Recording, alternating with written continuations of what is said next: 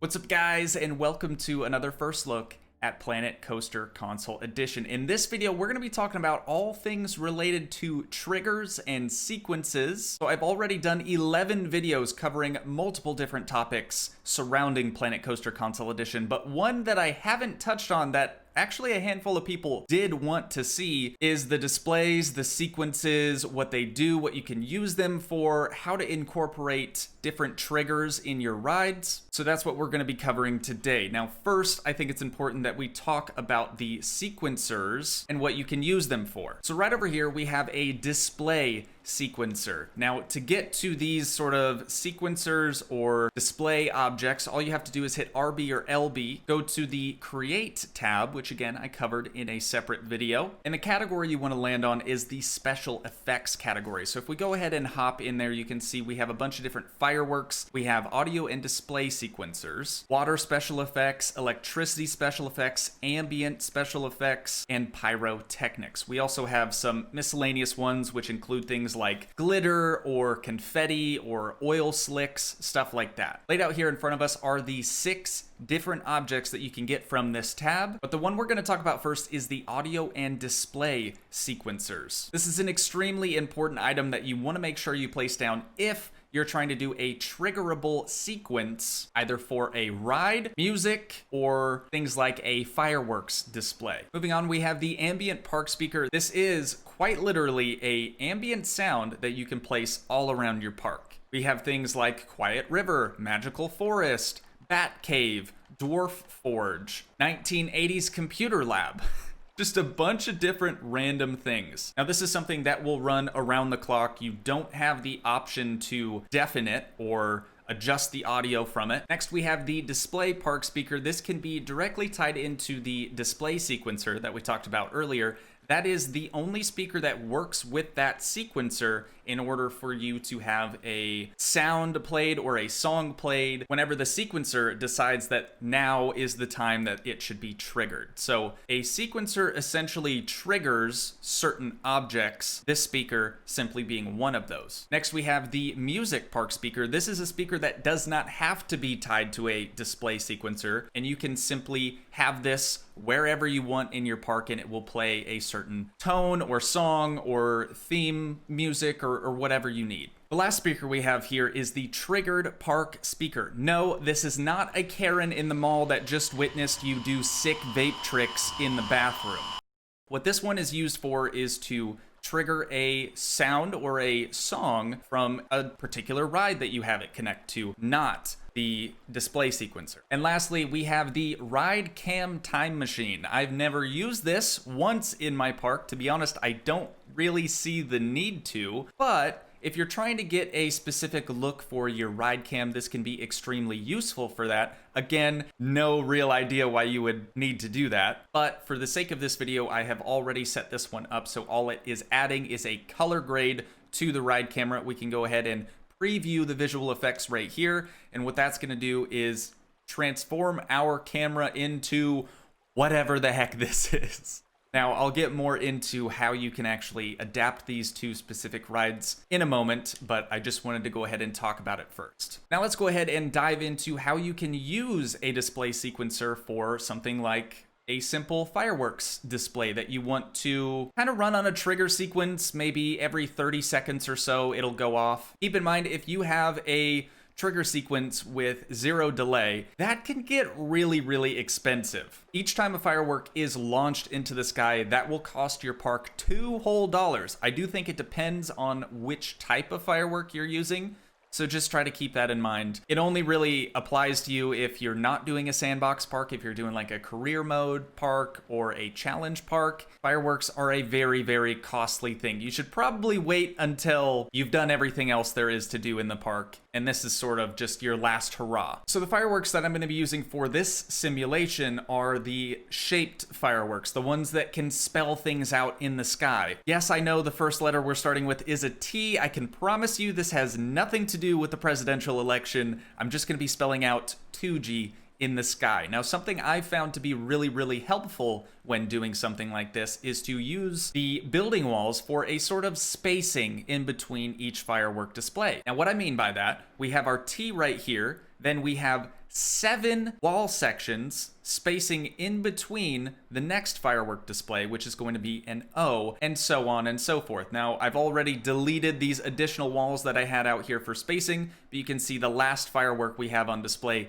is clear over here. So, how do we go about setting this up with a display sequencer? Well, surprisingly, it's very, very easy. The first thing you want to do is go ahead and click on your display sequencer. You can then find the first option here, Edit Trigger Sequence. So we're going to go ahead and click on that as well. We're then going to add a display group. So whatever you want to trigger at a particular time, those are the objects you want to select. So in my case, it's going to be all of the lettered firework displays we've already set out. So that's going to form the group, but you do still have to connect those objects to the group. So we can go ahead and click right there. And now we're going to use the multi-select tool. We're going to hold A down and just drag it all the way across these firework displays we have out here. And with the last one selected, we can go ahead and hit RB on our controller. It'll save that as a selection.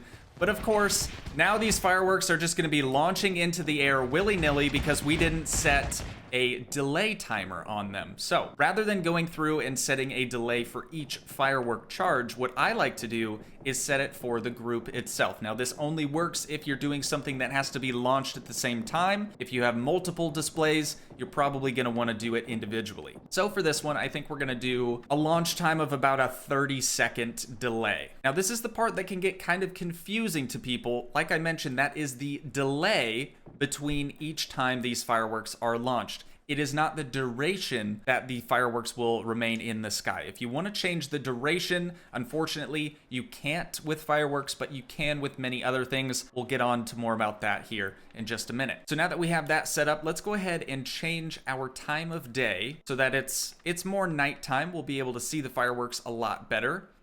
Stand back and boom, there we go. Big old Toogii in the sky.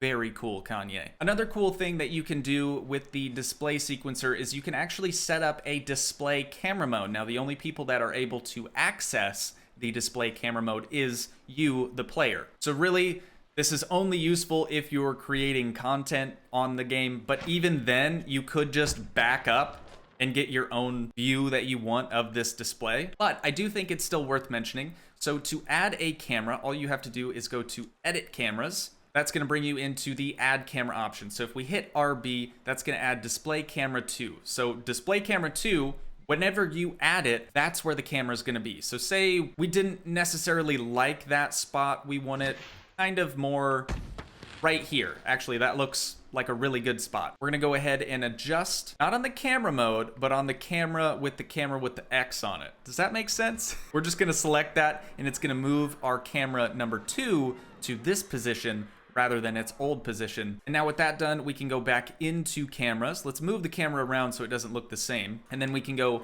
enter display camera mode. Now this is display camera 1.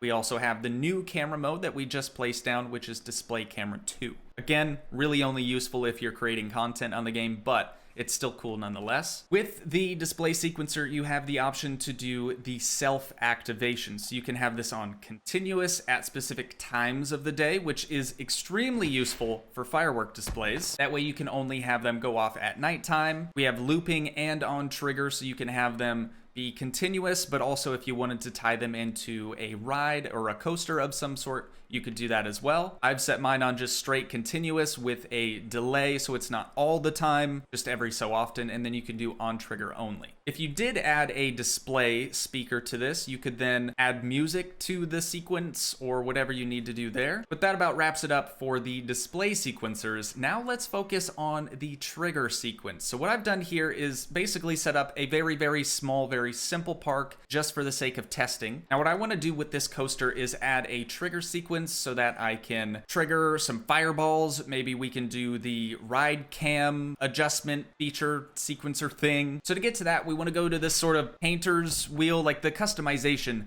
tab of that ride. We're then going to go down to trigger sequence, go to create trigger sequence, and now this is where we can add our track triggers. So we're going to add a trigger wherever we want these specific special effects to then deploy. So for example, we're going to hit add trigger right here, and that's going to give us this little dragger thing that we can drag all around the track. I want a large fireball to be displayed at the bottom of this initial descent. So what I'm going to do is add the trigger just at the top of that descent, right about there. We're then going to add another trigger for the ride cam to change. So I'm going to put that just in the center of this little loop right over here. And now for that first trigger sequence that we made, we can go ahead and connect our objects to the group. So I've already placed down 4 pyrotechnic special effects. It's basically just a fireball that launches into the air. So we're gonna hold down A, click and drag over top of those.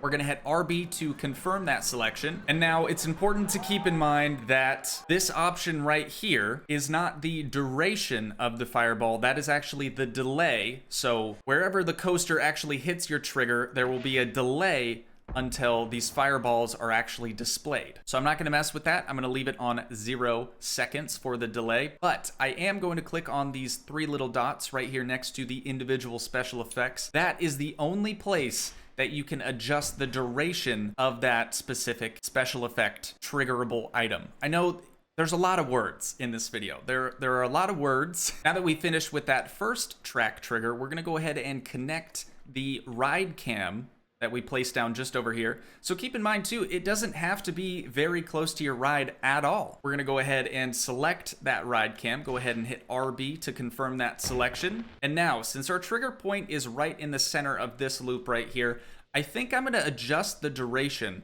for about 10 seconds. So right now it's set on 3. We're just gonna bump that up to 10. And what that should do is disable that different ride cam color grading that we added about right here. Now to test this new trigger sequence that we've now added to this coaster, we're gonna go ahead and hop into the ride cam view. I have it on guest facing for really no particular reason other than the ride cam changer color grading thing that we added. But I hope we're gonna be able to at least still see the fireball sequence that we added after the initial descent. So here we go, up to the top. And now right about here, that fireball effect should go ahead and display.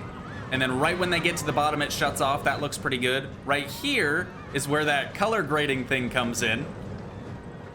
And it shouldn't go away until we reach the middle of that other loop. So right about now, it should shut off. There we go. That's looking great as well. Now I do want to get a better view of the sort of fireball that we added. Of course, we don't want the fireball to still be deployed while the coaster's actually going through the fire, because that would hurt a lot. So it looked like we got it to shut off right at the perfect moment, which is about 3 seconds. So I'm just going to stand right here, wait for it to run again so we can get a better look at it. All right, here comes the coaster now. So it should trigger right there. Perfect.